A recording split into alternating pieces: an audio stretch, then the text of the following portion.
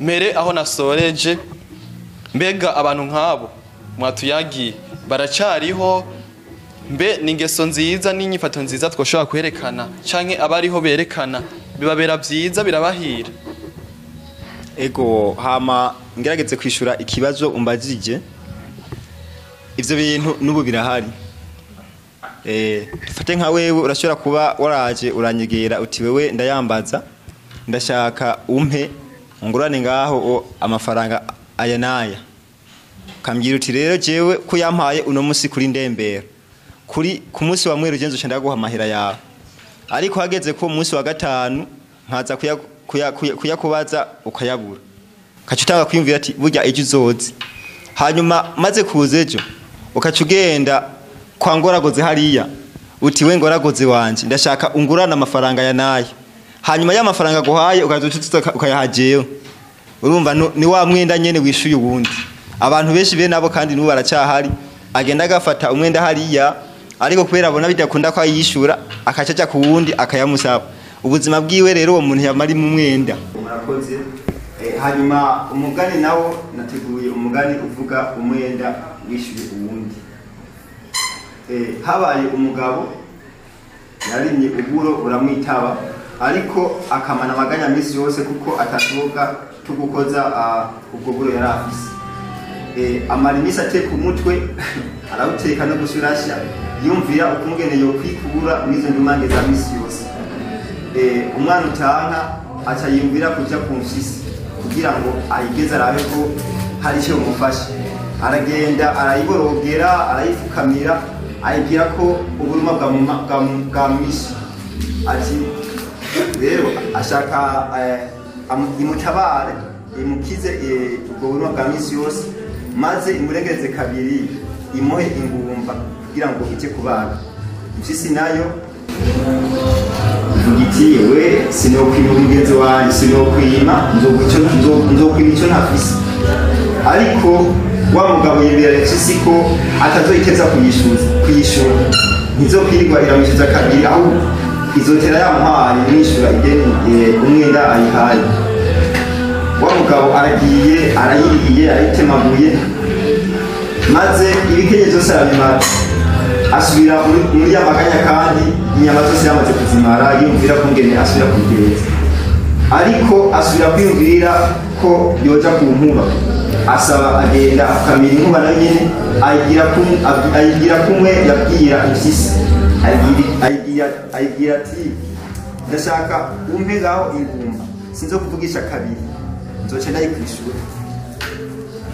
Ya nkuba iramuhaye inyana aratwaye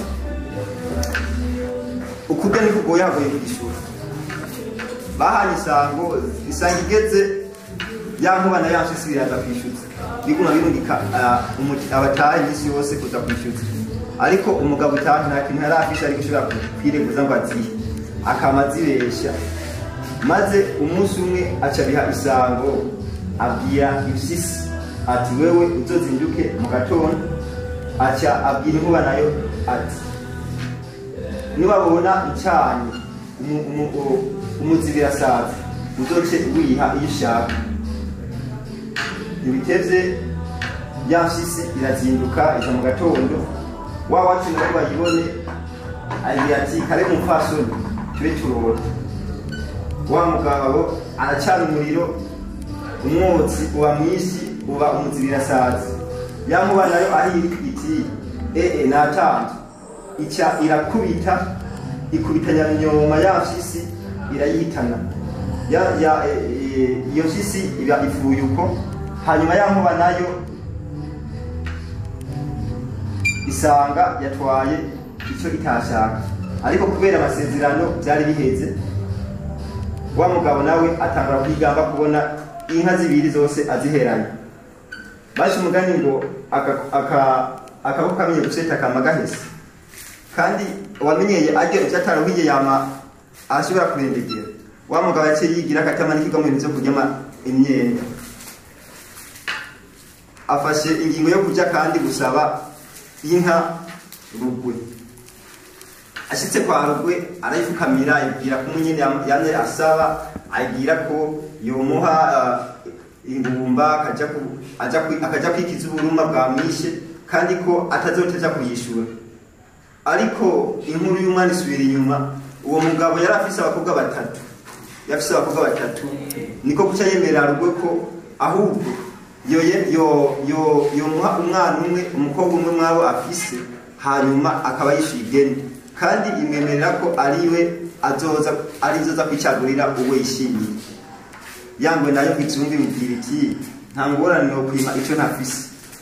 Umugabo inka arashoreye, nawe mu kurya wamenganya nk'umuzuga. Iyo inka atwaye inka imaze kabiri, amaze kuyimara yaguma yumvira uko yabigenza, aca yinjira no mu rugo kwa Nkoma, agenda kumamba na nyene ayisaba kumwe yamabigira, na nyene ayemera ko azoyiha umukobwa umwe mu bana afise. Ya Nkoma na nyene ntiyamugabira, imuhinka aratwara. Yarayiriye na nyene arayimara, ntiyatinya, aratinyuka no mu Rwantare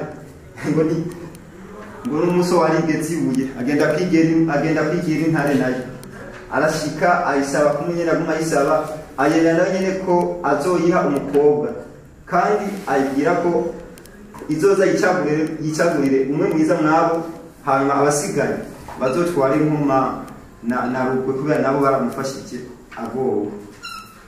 Nuko arazitwara nayo nyene iramuha inka aratwara, araziriye isango icyo birashika. Ya Nkoma na Yangwe hamwe na ya ntare biza kwishyuza utwazo, biza binezerewe ngo bije gucura amugeni. Ariko wa mugabo nawe ngo ababona aja mu byo kwisamaza, atangura kwigira ubuntu umenga ntavyo yarazi, niho kugenda ariko kamera ati yo ibigora abagabo ni byinshi, nanjye ndashaka munyihanganire bya byarangoye, sinabakengereye ariko ndazi ko kumubanye muntunganye niko mumburana, ndashaka munyihanganire kuko nari ndabizi ko muza, ariko akazi kambanye kenshi. Baba bya bikoko navyo bigize biti ntacyo, icyo birasubira inyuma, maze hajya bigeze mu ntaba z'urugo, wa mugabo ahamagara inzoka, arahamagara bukebuka yihereranye, ayibwira ati burya mwana niwe nahisemo, niwe mbona ufise umutima mwiza, kandi niwe mbona ko wo kwicagurira umwana ushaka, umwige mushaka mwiza, niwe shaka ko utangura kumutora, abandi bakaza kudandura uwo wamaze guheza. Ati rero bisaba ko wowe uzozinduka kare, bajya bagenza we nabo bazozi basanga we wamaze guheza. Ibiteze rero bukeye, ya nzoka yutemaguza umuhoro, irazinduka bugurura basanga yamaze gushika, barayikaze iricara. Wa mugabo nato aja mu byo kwiryohereza, ayibwira ati ntubona umwana mwiza, ati mbe nibakuzanire uburanwa. Hajya nyene iri kiranwa kiyago kiba umunoni, acatanga kwibwira ati burya icyumviro cyanjye sinzi ko cyokunda, ndabona we uri umwana mwiza, abana banje sino bashobora kwa bajya bagenzawe ngo umenga ntibubaho neza, ati ahubwo ndashaka ko bajya abana bose ari buzobatwara, atariko icyo ngenda gusaba sinzi ko gihava gikunda. Ya Nkoma nayo iti ati musaba ikiga gadata, nawe ati ndashaka ko bajya bose ubice, ndaza gufata inzoga ndayishire mu mubindi, hanyuma nawe ndagushiremo, hanyuma nivyaza gusoma ucu bikomora byose bife, hanyuma abana abayigeme bose cyenda bagura. Ya Nkoma nayo irishima iti ndakunze. Ibiteze ya nzoka bayishira muri wa mubindi, hanyuma ku musase ya ntare na Yangwe biraza navyo barabiha icyo kunywa. Hajya nyene bikubiranwa, ya Nkoma ibanza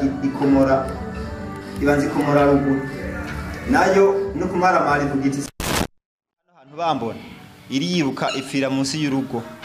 Hanyuma na ntare nawe nyene agiye gusoma nawe nyene, ya Nkoma igira uko nyene nawe nyene irayica. Ubu wa mugabo nawe asigaranye ideni gusa ry'iyo nkoma gusa. Amaze kubibona uko arimvira ati yo natanzwe, nuko guhamagara abari ngaho maze bazana amahiri baca bafata ya nkoma bayifundikira mu mubindi kubera hafi yaho hariho umuriro bacanye kugira ngo inzoga ishishikarisha neza. Baca barafundikira ya nkoma baca batereka ku ziko. Inzoka nta kuntu yari kubigenza, ntiyari gushobora kuvayo, yaciye isabira mu mubindi. Wa mugabo abaheranye imyenda yose uko. Ikintu hahera ho hahera imfyisi, ho hahera inkuba, ho hahera ingwe, ho hahera inkoma, ho hahera n'intare. Vyovyo vyagombye vyovyo vyahuye n'umuntu abisumze ubwenge. Murakoze.